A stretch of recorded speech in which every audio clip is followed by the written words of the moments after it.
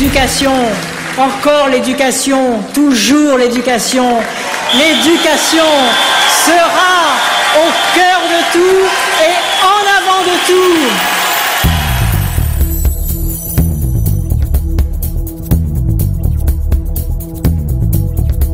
Bon alors les profs, un gouvernement de droite, c'est sympa, non?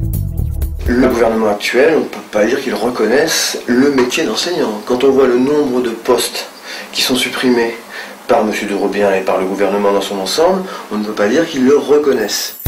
Et du côté des moyens, ça donne quoi? Le Wi-Fi, vous connaissez? La réalité, c'est que les 3/4 des bahuts travaillent dans des situations de misère matérielle totale.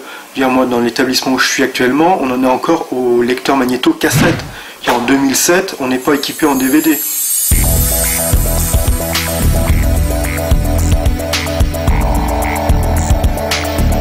Vous serez soutenu, encouragé par la République dans votre mission. Votre place sera mieux reconnue, vos formations améliorées si vous en sentez le besoin. Pascal a découvert la ZEP en septembre dernier, après avoir passé 10 ans dans des établissements de centre-ville. Alors Pascal, ces enfants en ZEP, ils sont vraiment différents? Ce qui m'a frappé en arrivant là dans l'école, c'est qu'il n'y avait pas de possibilité de rêve.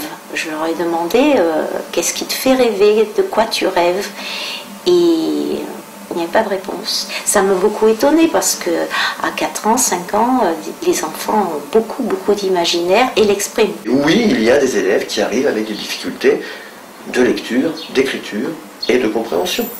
Et oui, les enfants ne seraient donc pas tous du même niveau en arrivant à l'école. Surprenant, non? Il n'y a pas seulement la socialisation. L'école maternelle, c'est pas simplement un lieu de socialisation, d'apprendre à vivre avec les autres. C'est véritablement un lieu dans lequel cet apprentissage social, il passe de manière majeure par le langage. Et là-dessus, l'école peut, je dirais, apporter quelque chose de plus, c'est-à-dire à des enfants qui ne sont pas suffisamment stimulés, encadrés dans le dialogue avec les adultes.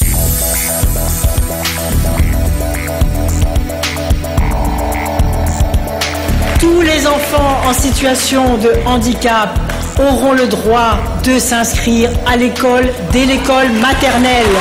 Et il appartiendra à l'école et non plus aux parents de justifier les raisons pour lesquelles ces enfants ne sont pas accueillis.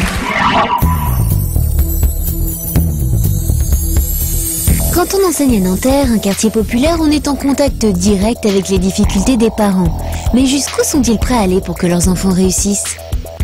Beaucoup s'endettent ou font en sorte que leurs gamins puissent avoir donc, des cours supplémentaires, des cours de soutien scolaire, et les familles qui n'ont pas les moyens, comment elles font?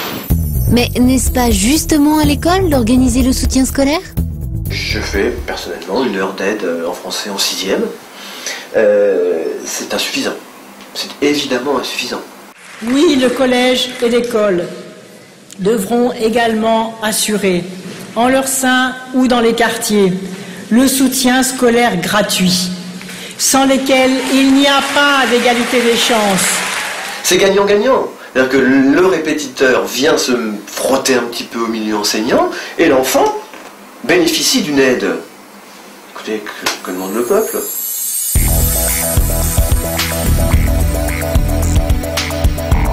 Nous confierons cette nouvelle mission, comme vous l'avez proposé dans plusieurs débats, un corps nouveau, un nouveau métier de répétiteur. Bon, et la carte scolaire, on en fait quoi? Si vous choisissez une option quasiment introuvable du genre deuxième langue russe ou même italien, eh bien ça vous permet de ne pas inscrire votre élève dans le collège où votre enfant devrait aller, parce que vous voulez lui faire du russe par exemple, mais dans un lycée du centre-ville, dans un collège du centre-ville. Le chinois par exemple, ça nous aiderait à comprendre le fonctionnement de cette carte scolaire. Après tout, le découpage de la carte scolaire, il n'a pas été fait par Dieu. Il a été fait par le rectorat, l'inspection de l'académie, les élus, et il arrive très souvent que les découpages de la carte scolaire soient aussi étranges que les découpages des circonscriptions électorales.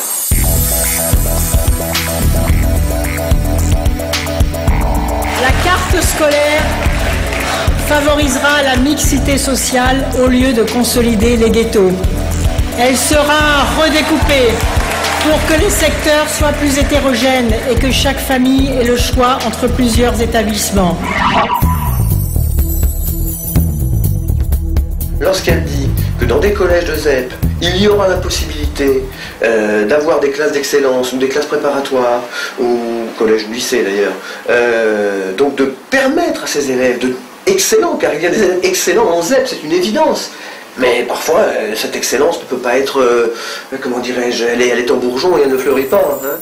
Et oui, on a tous besoin d'un exemple pour nous montrer que réussir, c'est possible. Ça produit des dynamiques à travers des exemples, à travers des effets d'imitation, des effets de stimulation, d'émulation, qui permettent aux jeunes des quartiers de voir qu'ils ont les mêmes possibilités que les autres. Et ça les rend concrets.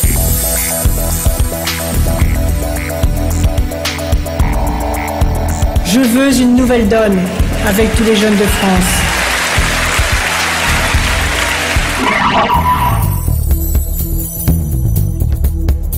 Et les parents, comment ils font pour s'en sortir dans tout ça? Moi j'ai par exemple un enfant adolescent, et c'est l'aîné, c'est plein de découvertes, un enfant adolescent. Moi je suis pas formée pour ça, je suis pas pédopsychiatre, je suis pas. Alors je fais au quotidien et puis je peux aussi faire des erreurs. Il y a aussi beaucoup de parents qui maîtrisent donc très mal le français et des fois donc c'est difficile d'établir un véritable lien avec eux. J'ai des élèves, alors là par contre au collège, même au collège qui est pourtant tranquille, j'ai des élèves qui sont placés en foyer parce qu'ils ont été retirés aux parents, parce que les difficultés qu'ils ont rencontrées étaient absolument incroyables.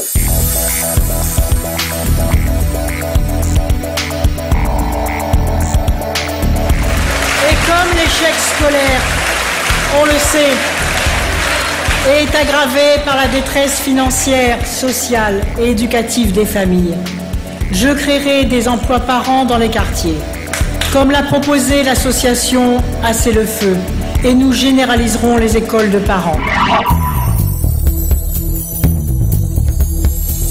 Nous sommes allés voir le sociologue Hugues Lagrange. Il étudie les classes relais où un enseignant et un éducateur encadrent les élèves en difficulté.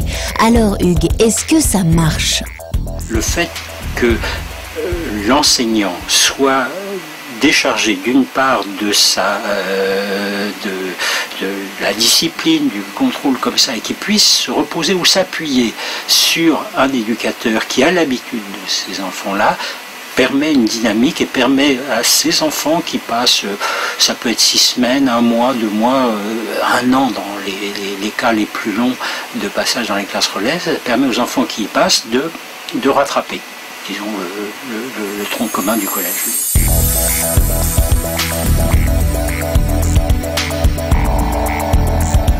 Je ne veux pas me faire à l'idée qu'il y ait 2 jeunesses, l'une qui serait vouée à la réussite et l'autre condamnée à l'échec, ou pire, à la violence, parce qu'au départ, il n'y a pas les mêmes chances et qu'on n'a pas su recadrer, encadrer et discipliner à temps les enfants pour les faire réussir à l'école, comme le dit très bien Kerry James. Si par malheur vous avez envie de suivre un enseignement artistique au lycée, les choses se compliquent très vite. Voici Claire. Cette lyonnaise a dû s'inscrire dans le privé. Bon, pourquoi? Dans mon arrondissement, il y avait un lycée qui a une réputation assez médiocre et qui d'ailleurs ne proposait pas grand-chose au niveau artistique. On peut se demander à quoi ça sert de faire le clown, du dessin, de jouer de la clarinette à l'école. Anne leur a donné des cours de théâtre à des lycéens et elle a une petite idée sur la question. Quelqu'un qui n'est pas très bon en maths, un enfant qui n'est pas très bon en maths, en français, qui va en dessin ou en musique, qui va montrer une vraie sensibilité, peut-être qu'ils vont dire c'est bien, sûrement au conseil de classe de dire il n'est pas très bon en maths, mais il a un vrai coup de crayon, c'est fabuleux. Tout enfant de ce pays a droit non seulement à l'alphabétisation culturelle, mais à l'initiation à un art. Ce que Jules Ferry a réalisé pour la lecture et le calcul, je le ferai pour l'éducation artistique. Et voici la réponse à la question que tout le monde se pose. Combien faut-il d'élèves par classe pour assurer un vrai soutien dans les zones en difficulté? Actuellement, il y a à peu près une taille moyenne des classes en primaire qui est de 23 élèves en dehors des ZEP et de 22 en ZEP. Donc un élève par classe de différence, on voit bien que c'est pas ça qui va permettre de surmonter les handicaps initiaux de ces écoles. Alors que là, en passant comme le propose le pacte présidentiel, à 17 élèves en CP et CE1, c'est-à-dire une réduction de 5 élèves par classe. Avec une telle mesure, pourrait réduire de façon extrêmement significative les écarts énormes de réussite scolaire entre les élèves placés en ZEP et les élèves qui ne sont pas en ZEP. La France a besoin de vous. Vous êtes tous les jeunes dans vos diversités, la chance, notre chance. Je veux une France qui vous écoute, une France qui vous comprenne et en même temps une France qui soit très exigeante envers vous.